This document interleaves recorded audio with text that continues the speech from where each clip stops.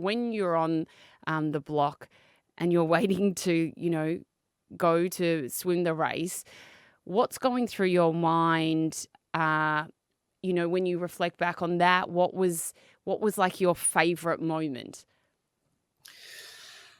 Oh, um, I always feel like my favorite moments were as soon as the race was over. Mm. Like it was that relief feeling, like all of the nervousness, all of the hard work, the race plan, the strategy. It's like a moment of like, oh, that's done now. That probably always been my favorite moment, even when it was disappointing.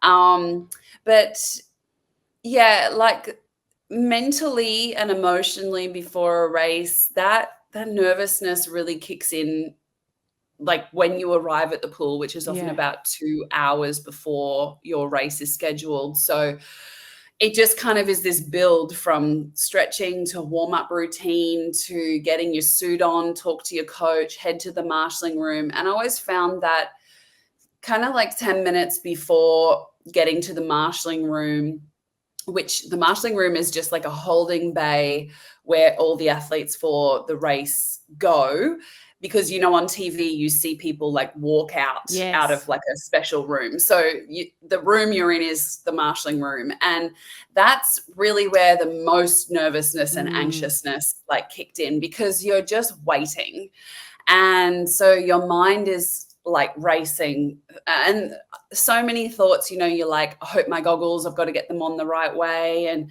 you're also looking at the race thinking, oh, I wish we would have already started, we would have been finished by now. Like, and you're sizing up your competition, and oh, they've got that suit on, maybe I should have worn that suit. Like, you're just thinking of Yes. so many different things. But by the time you actually walk out, and they announce you swimming in lane 6 representing Australia, that kind of thing, you're like, okay, go time. Like, now it's Mm. almost like the mental chatter starts to silence at that point. And so when people say like, what did you think when you're standing on the block? Like, nothing. Yes. My mind was pretty like wiped clean by then, because when you got on the block, it was almost like that signal to yourself, okay, like that's over and this is starting. And Mm. you just really try to just get into that flow state of what you're about to do. I wonder for you, before you go on, and maybe it's when you're in that holding kind of bay area, do you, is there anything you say to yourself from a mindset perspective to try and bring you back, not to worry? Do you say a little prayer? Is there anything that you, like a ritual of some sort that you had?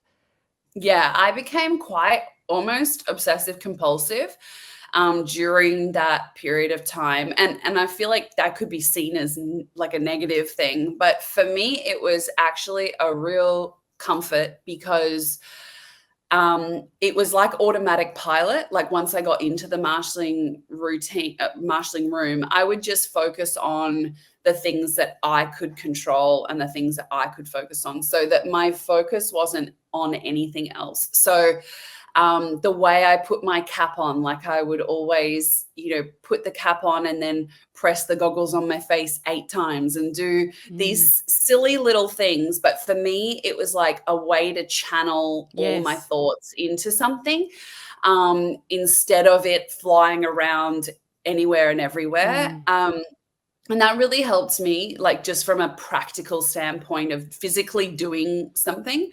And then mentally, I would always be self encouraging. Like, self talk was a really big part of high performance. And so it was almost like you were a best friend in your mind, comforting Yes. yourself. Like, come on, you've done a really good preparation. This is the moment. Like, all you can ask of yourself is just to do the best you can today. Mm. Like, and just focus on the little things, like focus on the start, focus on the turn. Because I think, in a race like an Olympics, where you have no control of anybody else and how anybody else is going to swim the race, you just focus on what you can do. And you don't know, like 200 meters, so many things can happen. So you just really try to make it really staggered.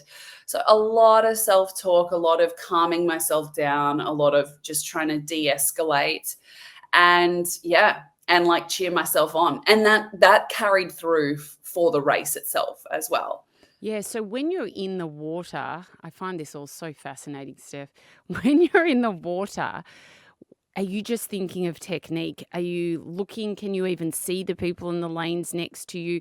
Like, how, as a swimmer, do you even know if you're in front? Because I assume you can only see the two people next to you, so you have no idea where the other people are. You have pretty good peripheral vision Okay. to be able to sense if you're ahead or not, and that's because you can see, like you can without looking physically, you can sense who's in front. But if you, and that's like, I guess, the key to qualifying in a middle lane. So I guess for the people that are like watching the Olympics, like that's the benefit of swimming, qualifying in a middle lane. You've got both peripheral visions. Yes. Whereas if you like qualify on an outside lane, you're always looking only one way. Yeah.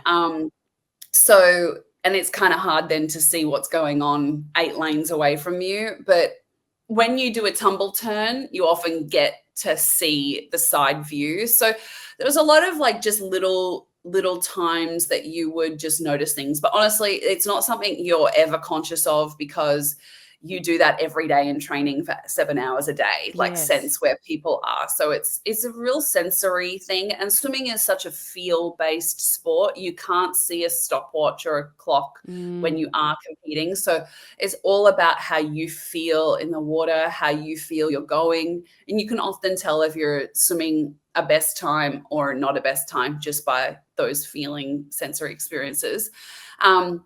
But yeah, I would always just focus on self-talk and trying to slow things down. Like in a 200-meter race, you've got 4 laps. So it just easily got split into lap 1's focus, lap 2's focus, lap 3 and lap 4. And yeah, so little things around, little tips around technique, or little tools that your coach may say to you before the race, like focus on your turns, something small like that, because your brain can't comprehend more than sort of 2 or 3 things. So you don't want to have heaps of things flying around when now you're overwhelmed.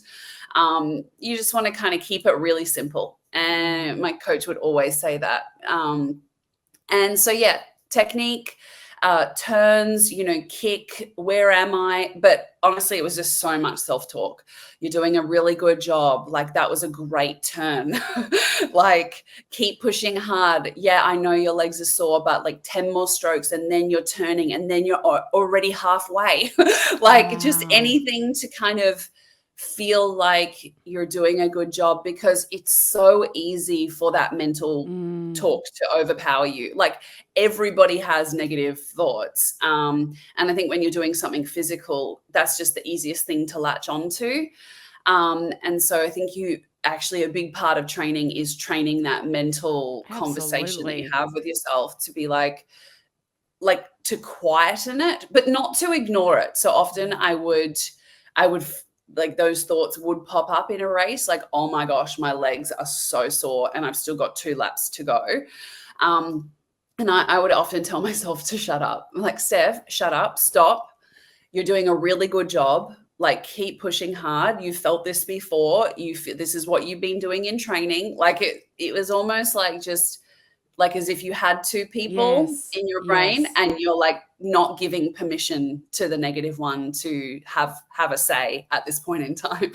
And that you need that when you're racing somebody, like side by side constantly, like you both could win, the whole race. So you really have to rely on that mental self-talk.